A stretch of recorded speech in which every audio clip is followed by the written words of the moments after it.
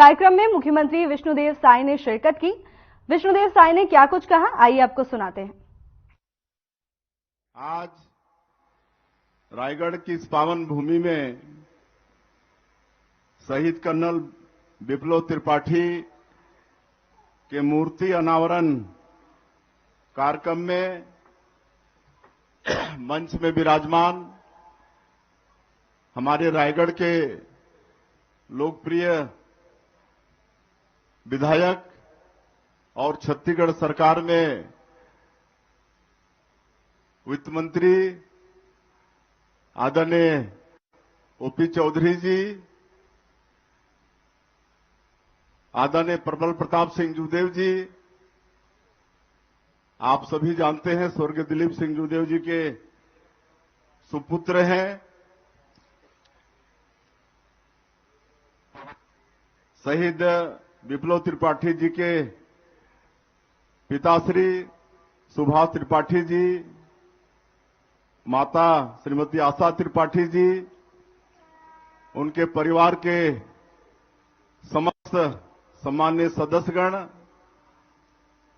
Brigadier Vivek Sharma ji, सभी army के पदाधिकारी,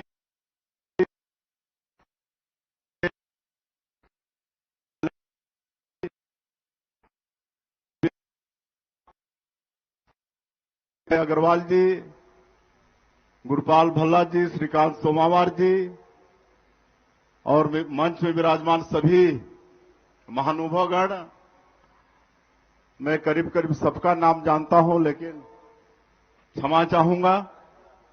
सम्मानीय मंच और आज के इस ऐतिहासिक क्षण में उपस्थित रायगढ़ के सभी सज्जनवृंद, मातृशक्ति माताएं बहनें, युवा मित्रों, आज का ये दिन वास्तव में रायगढ़ के लिए ऐतिहासिक दिन है, क्योंकि आज कर्नल विप्लव त्रिपाठी स्टेडियम में विप्लव त्रिपाठी जी के मूर्ति का अनावरण हम लोगों ने किया है। आप सब लोगों की उपस्थिति में और आज के इस अवसर में मैं विप्लव त्रिपाठी को नमन करता हूं, उनकी शहादत को मैं नमन करता हूं।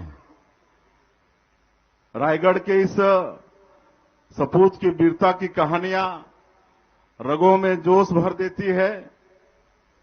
कर्नल विप्लव देशभक्ति और कर्तव्यपरायणता के मिसाल थे।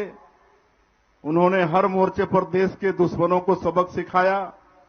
वे कभी थके नहीं, झुके नहीं, हारे नहीं, दुश्मनों से लड़ते हुए शहीद हो गए।